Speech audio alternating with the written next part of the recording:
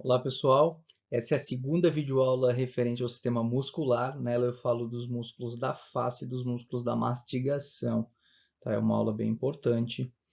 Eu vou pedir novamente que você pause essa aula, que você curta esse vídeo, por favor, vai estar me ajudando e muito, né? Porque isso divulga o canal, mais pessoas, né? O algoritmo do YouTube entende que o meu material é relevante e ele acaba distribuindo para mais pessoas e eu fico mais feliz com isso. Você se inscreva no canal se ainda não está inscrito e se quiser me deixar algum recadinho, né? Se quiser mandar alguma mensagem ou se tiver alguma dúvida ou uma sugestão, fica à vontade, tá? E pode deixar que eu vou ler com muito carinho. Um grande abraço e bons estudos. Bem, falemos agora então dos músculos da face. Antes de eu falar dos músculos, tem algumas informações relevantes.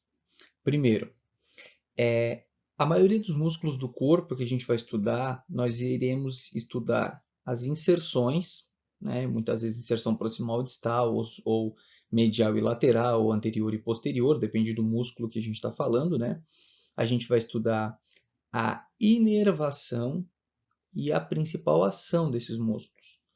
Só que os músculos da face, eles são um pouco diferentes, embora sejam o mesmo tipo de tecido, né? Músculo estriado esquelético, mas eles têm uma diferença em relação à grande maioria dos músculos do corpo. Por esse motivo, estudar as inserções, na minha opinião, não faz muito sentido. Por isso que eu não vou estar falando das inserções desses músculos, né, de forma individual.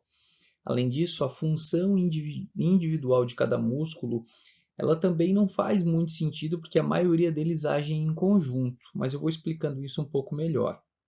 Agora, é fundamental que vocês saibam o seguinte: diferente da grande maioria dos músculos do corpo, os músculos da face, estou falando de músculos da face, não da mastigação, mastigação vai ser falado depois, tá? Para mastigação não vale o que eu estou falando. Os músculos da face não possuem fáscia muscular. Lembram daquela fáscia que a gente viu que envolve o músculo e os grupos musculares? Os músculos da face não possuem. Por que que eles não possuem? Porque os músculos da face, eles são subcutâneos, eles se inserem na pele e se inserem também no tecido celular subcutâneo, na gordura abaixo da pele. Olha, percebam só, quando eu faço aqui, ó, uma flexão, tá, dos meus dedos, eu estou contraindo os músculos que estão no meu antebraço. Só que a pele do meu antebraço não está enrugando. Por quê? Porque entre o músculo e a pele eu possuo fáscia muscular. E essa fáscia permite que o músculo deslize mais de forma independente da pele. Na face isso não acontece. Quando eu contraio o músculo da face, a pele mexe junto. Por quê? Porque não existe uma fáscia entre o músculo e a pele, e sim o músculo está inserido diretamente na pele e no tecido celular subcutâneo. Vou dizer, professor, para que essa informação? Bom, essa informação é importante por alguns motivos. Um, na face eu não tenho compartimentos. A região da face é uma região só. É claro que eu divido ela anatomicamente, didaticamente em regiões, mas não são galerias como, por exemplo, no antebraço, que eu tenho compartimento anterior e compartimento posterior. Na perna, por exemplo, eu tenho compartimento anterior, posterior e lateral. Na coxa, por exemplo, eu tenho compartimento anterior, medial e posterior. No pescoço eu tenho vários compartimentos, é só vocês assistirem as aulas de anatomia topográfica de pescoço que vocês verão. Na face não, tudo é uma coisa só. Eu não sei se vocês já perceberam que às vezes você encontra alguém que está com o olho roxo, né, um hematoma periorbital, e aí você questiona, né, o peripalpebral, você questiona, tá, mas o que que houve? Brigou? Ele diz, não, eu bati ontem a testa, bati a fronte. Diz, como que bateu a fronte e o olho que está roxo? Sim, porque como não tenho lojas, não tenho compartimentos, esse sangue, né, devido à lesão que ocorreu no vaso e o sangue acabou extravasando, ele acumula, né, naquela região e por gravidade depois ele vai descendo. Tá? Então, essa ausência de fáscia muscular, ela nos é importante por alguns motivos. ocorre a facilitação de uma da expansão de líquidos, tá? E de disseminação de infecções. Se eu tiver uma infecção em uma região da face, é fácil que essa infecção ela seja disseminada para outras regiões da face por não ter essas barreiras, não ter esses compartimentos. Então, a expansão de lesões ela ocorre de forma mais facilitada e a disseminação de infecções também ocorre de maneira mais facilitada, devido à ausência dessa fáscia muscular. Diferente. Se vocês olharem aqui na imagem, deixa eu pegar meu apontadorzinho, olha só como a gente consegue enxergar o ventre, não, perdão, é o ventre, né? As fibras aqui, ó, do músculo occipito frontal, por exemplo, o ventre frontal, do orbicular do olho, ó, tá? Do platisma, que depois eu vou falar que também age como músculo de face, mas é um músculo de pescoço. Mas olha como esse músculo aqui é o esternocleidomastoide, olha como eu não vejo as fibras musculares dele. Olha como eu não vejo as fibras musculares do trapézio. Por quê? Porque eles estão envolvidos por fáscia muscular, coisa que esses músculos aqui da face não possuem nessa fáscia, certo? Bom, então algumas informações nós já temos importantes. Esses músculos não possuem fáscia muscular, tá? E aí aquilo que eu falei, né? Disseminação de infecções é facilitada e a expansão, né, de lesões também, acúmulo de líquido, né, independente que líquido seja. No meu exemplo ali era sangue, né, devido a um trauma, né, devido a uma batida. Bom, uma outra coisa, todos os músculos da face são inervados pelo nervo facial, o sétimo par, tá? Músculos da face, não são os músculos da mastigação. Então, os músculos que eu vou citar agora são inervados por ramos do nervo facial, o sétimo par. Tá? Eu tenho aula de sistema nervoso periférico também.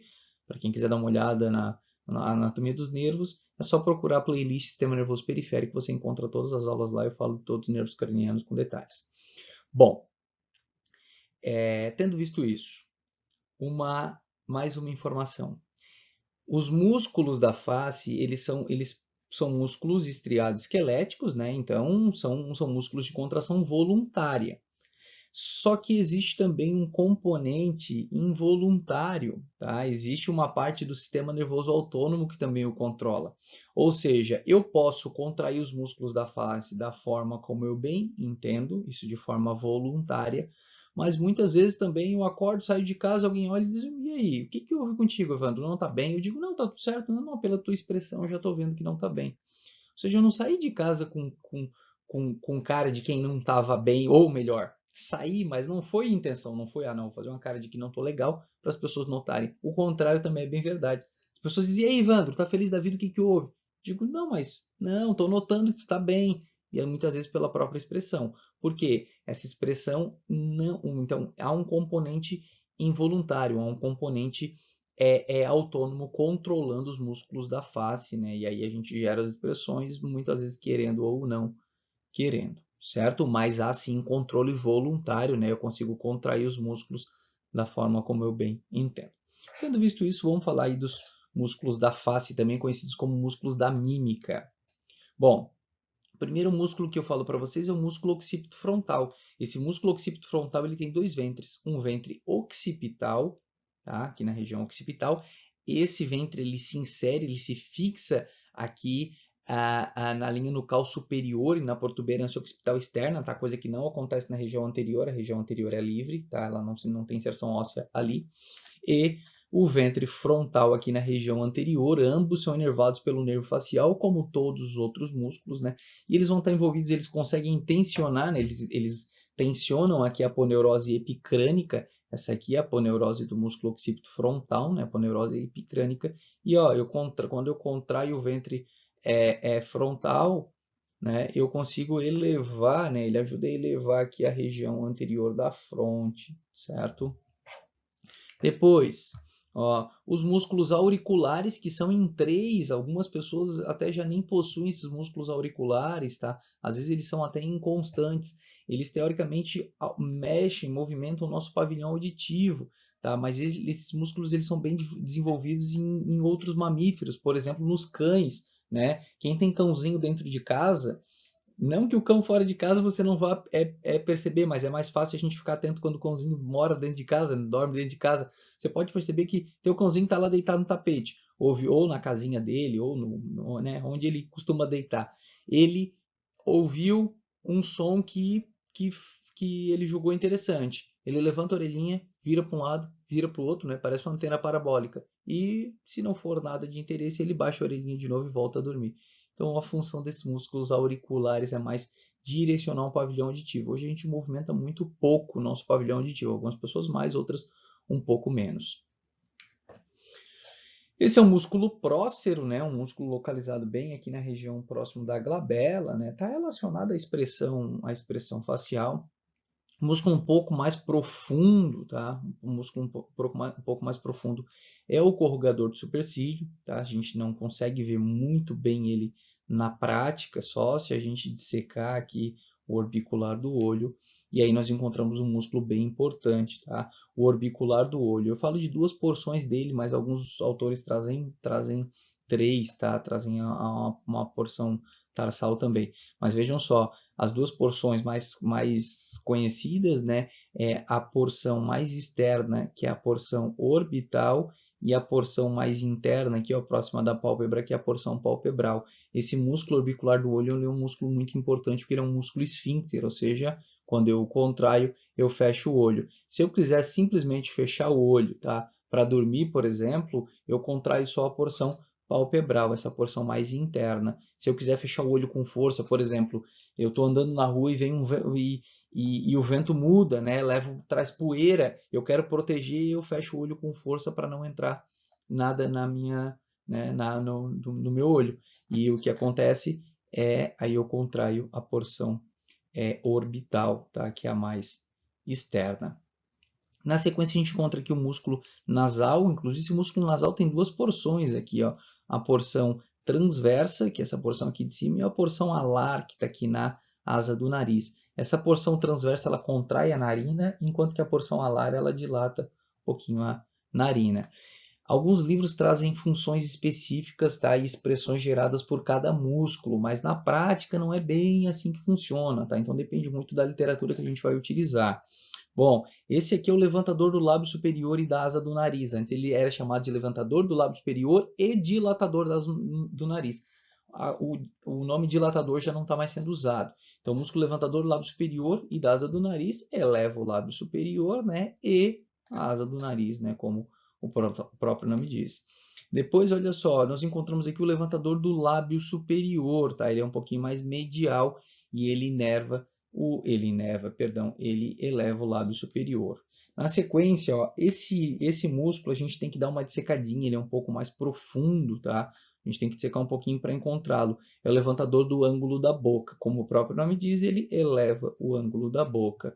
Tá? Depois nós encontramos vindo aqui do arco zigomático, o zigomático maior, ele vai até o ângulo da boca também, ó, tá? E ele vai auxiliar no sorriso, na elevação do lábio superior, tá? E medial a ele e bem menor mesmo, bem pequenininho, eu tenho o zigomático menor. Esse zigomático menor, como eu falei, ele também vem do zigomático aqui, só que ele é mais medial, ele também eleva o ângulo da boca, né, e o lábio superior.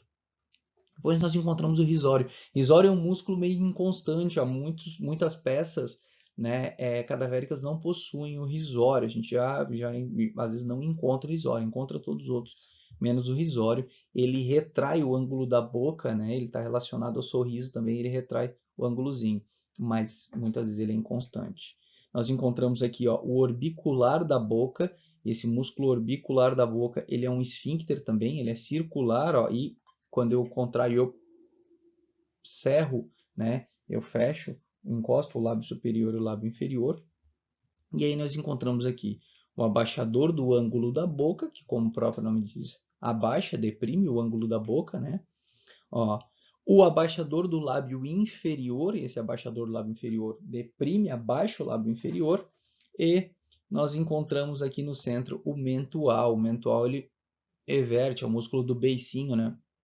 Everte o lábio inferior.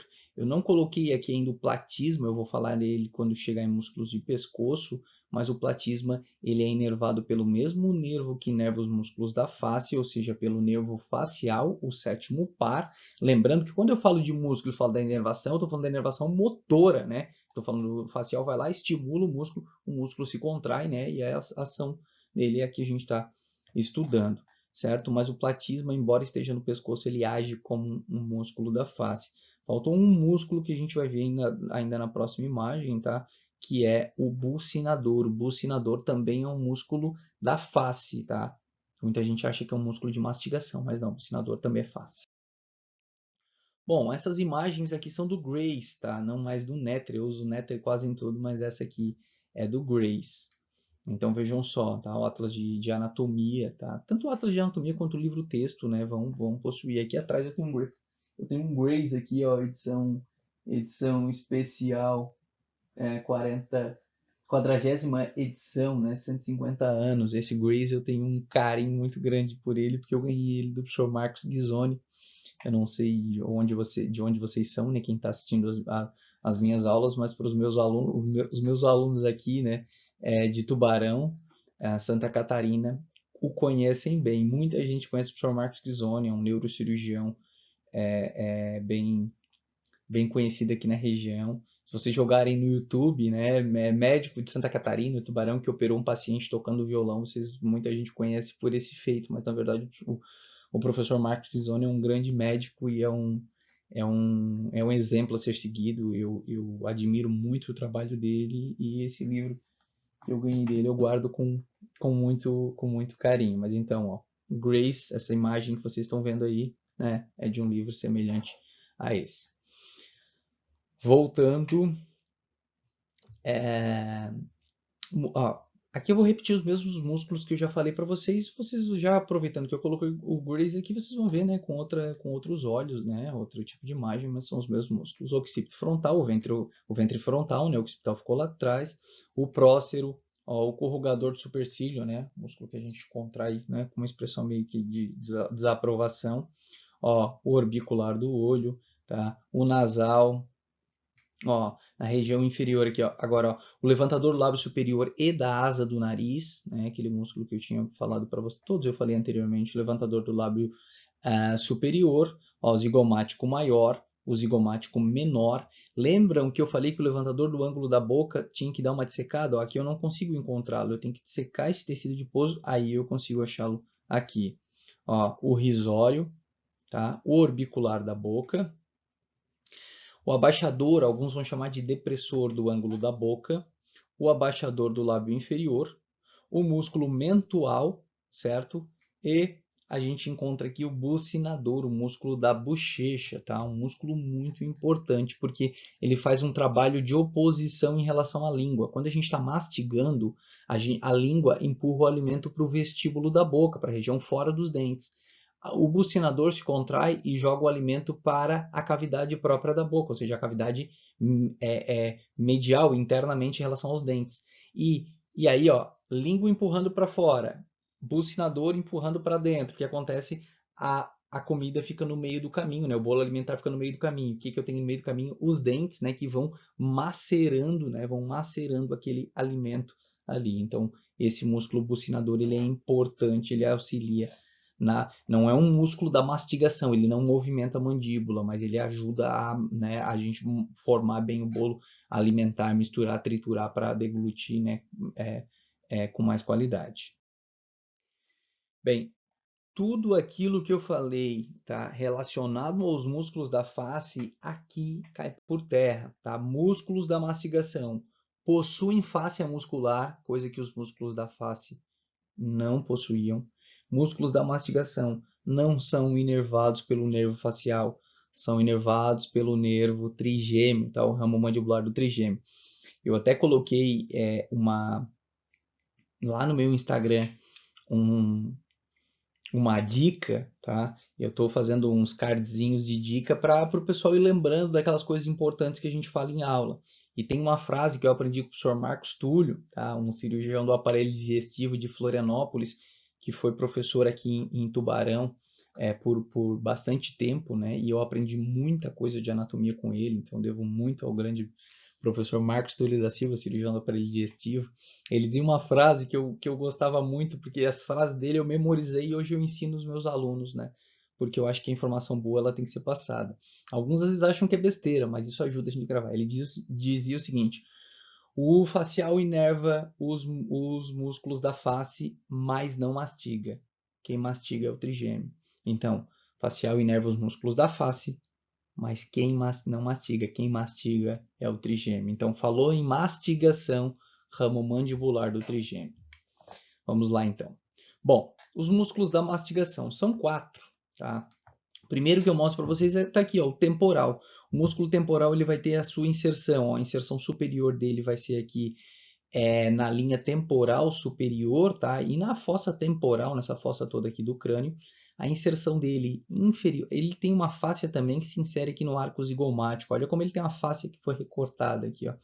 E a inserção inferior dele vai ser no processo coronoide aqui da mandíbula, tá? Ele pega a região anterior do ramo da mandíbula também.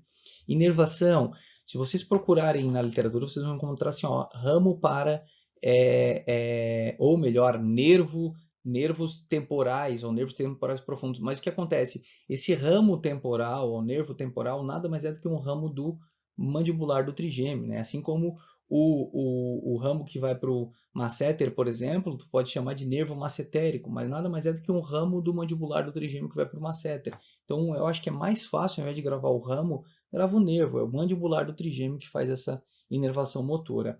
A ação do músculo temporal vai ser elevação da mandíbula, tá? Oclusão, fechamento da boca, só que ele não é o mais forte, ele eleva a boca com a mandíbula com velocidade e ele também direciona para que a mandíbula suba, né, serre de forma correta, mas ele não é o mais forte. O mais forte é o masseter, que eu já vou falar na sequência. E as fibras posteriores retraem a mandíbula, jogam a mandíbula para trás. Vai dizer, professor, mas espera aí, eu não consigo jogar a mandíbula para trás. Mas você consegue jogar a mandíbula para frente. Se a mandíbula vai para frente, ela tem que retornar, certo? Então, quando você contra as fibras posteriores, ele traz a mandíbula, joga a mandíbula para frente, queixão para frente. Quando você jogar para trás, ele vai esse músculo que vai puxar. Depois, encontramos aqui o masseter, ó. As inserções do masseter são, a inserção superior dele vai ser aqui, ó, no corpo, tá, do zigomático e no arco zigomático. Ó, ele tem uma porção aqui, né, um pouco mais superficial, um vento superficial mais profundo, mas isso já é detalhe, tá? Isso é bem específico. Bom, a inserção inferior vai ser no ramo da mandíbula e no ângulo da mandíbula. Alguns autores, o Sobota, por exemplo, traz aqui uma tuberosidade chamada tuberosidade massetérica, mas o Netter, por exemplo, já nem traz essa tuberosidade nessa região. Inervação, ramo mandibular do trigêmeo, tá? A ação do masseter, a principal ação vai ser elevação da mandíbula, oclusão de boca, né? É o mais potente, é o mais forte músculo da mastigação. Quando você mastiga, morde com força, né? É o masseter que tem esse poder aí de fechamento de boca. Os animais que são, né, os roedores, por exemplo, o rato tem, enfim, tem um masseter muito desenvolvido, né? Dependendo da raça de cão também, né? Tem um masseter, quando a gente vê aqueles cães que vão lá e grudam e não largam, masseter bem desenvolvido. Bom, a principal função dele, do masseter, é essa, né? Claro que ele também ajuda um pouquinho na protração da mandíbula, joga a mandíbula para frente, mas não é a principal função dele. Depois nós encontramos dois pterigoídeos, alguns preferem chamar de pterigoideus, né? Aí vai muito da pronúncia, certo? O mais correto seria até pterigoideo, né? Porque pelo acento, mas eu acostumei a falar pterigoídeo.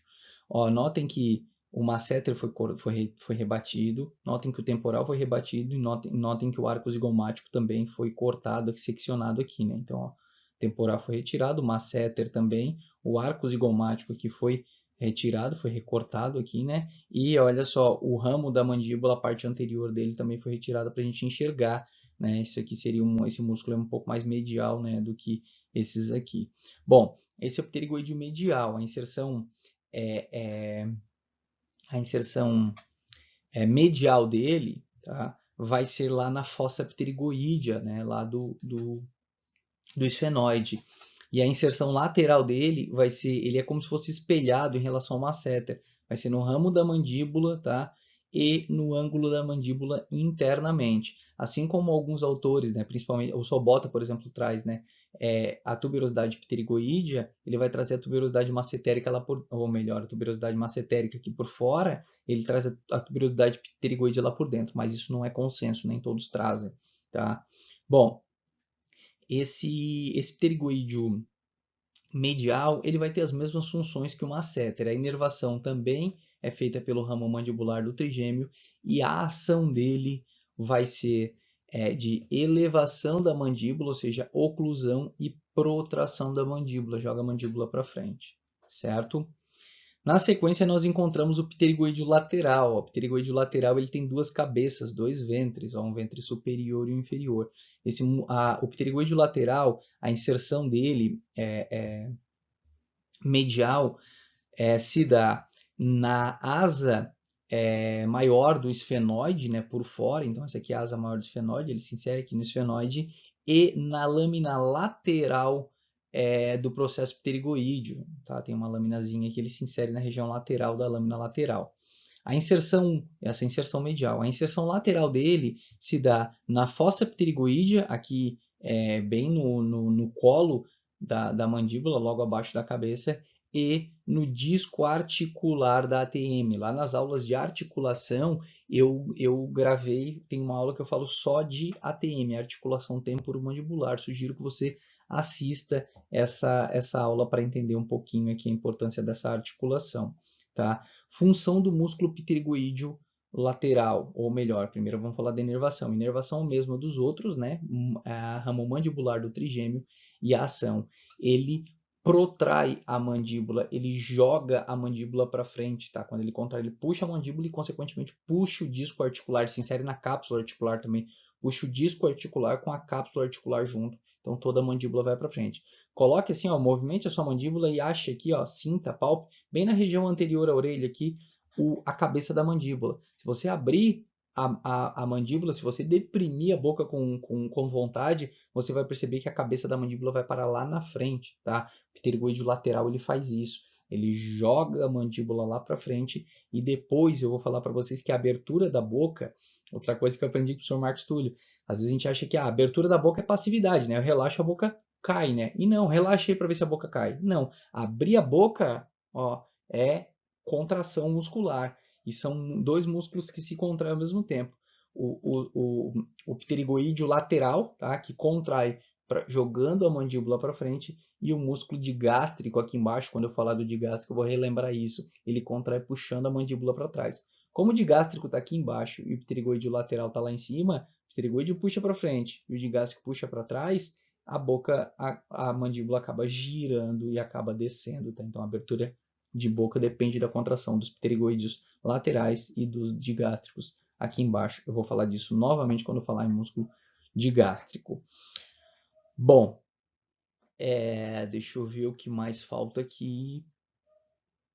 Ah, olha só, nada a ver com esse slide, tá? Ou seja, é músculo do slide anterior, é músculo de face, mas vale a gente ver aqui, ó, o músculo bucinador, ó, não é um músculo de mastigação, é um músculo da face, eu falei dele no slide anterior, mas olha que bonitinho que é o músculo bucinador, ó, sendo perfurado, aqui está o bucinador, sendo perfurado pelo ducto parotídeo, ó, o ducto da glândula parótida, né? A glândula parótida fica localizada nessa região, ela emite o ducto parotídeo que vem, perfura o músculo bucinador, né? Esse músculo que vocês estão vendo aqui, lá na altura do segundo molar superior, e a saliva, né, é liberada no vestíbulo da boca. Quem quiser conferir um pouquinho sobre essa glândula, procure a playlist de sistema digestório. Tem um momento que eu falo só de glândulas salivares. Então encerramos por aqui. Na próxima aula a gente fala de músculos de pescoço. Um abraço e até lá.